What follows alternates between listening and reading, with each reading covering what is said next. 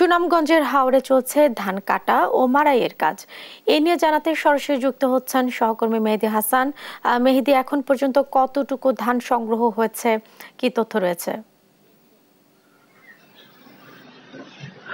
Jessica, ধন্যবাদ আপনাকে। আমি আছি এই মুহূর্তে সুনামগঞ্জ সদর উপজেলার আহমদাবাদের একটি হাওরে, যে হাওরে আপনি ধান কাটা চলছে। তবে আমরা কথা বলেছিলাম সুনামগঞ্জের কৃষি অধিদপ্তরের উপপরিচালক বিমল, তিনি আমাদেরকে জানিয়েছেন সুনামগঞ্জে ইতিমধ্যেই কিন্তু 100 ভাগ ধান, হাওরের 100 ভাগ ধান কাটা সম্পন্ন হয়েছে। তিনি বলছেন এখন পর্যন্ত যে ধানগুলো রয়েছে সেই ধানগুলো আসলে কিছু কিছু উঁচু এলাকায় সেই ধানগুলো রয়েছে। আপনি দেখতে পাচ্ছেন যে এই হাওরে ধান কাটা চলছে।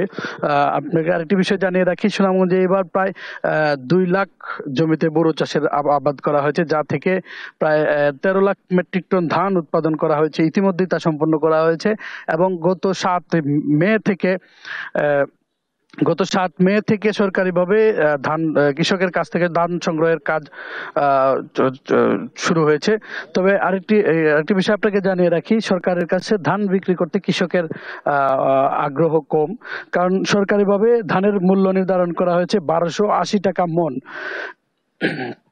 যে মূল্যে আসলে কৃষক ধান দিতে ইচ্ছুক না, কারণ এই হাওর থেকে ধান কেটে এই গুদামে নেওয়া পর্যন্ত আসলে যে খরচ তাদের পড়ে সেটি প্রায় এই সরকারি মূল্যের সমান, যার কারণে তারা বাড়িতে বসেই এই ফরিয়াদের কাছে অথবা মধ্যস্বত্বভোগীদের কাছে ধান বিক্রি করে দিচ্ছেন। এবং এটি করে আসলে যে ফরিয়ারা আছেন এবং মধ্যস্বত্বভোগীরা আছেন তারা লাভবান হচ্ছেন, কারণ তারা এই ধান কিনে আসলে মজুত করছেন, পরবর্তীতে এটি আসলে এই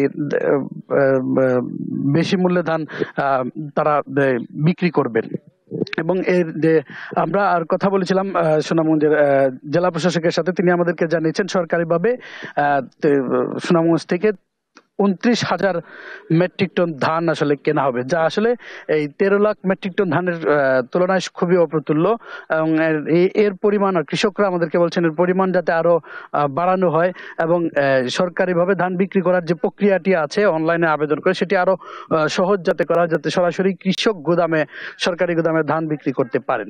তো এই ছিল আমার কাছে সুনামগঞ্জ থেকে হাওরের ধান কাটার সর্বশেষ পরিস্থিতি। জেসিকা। মেহেদী, আপনাকে অসংখ্য ধন্যবাদ।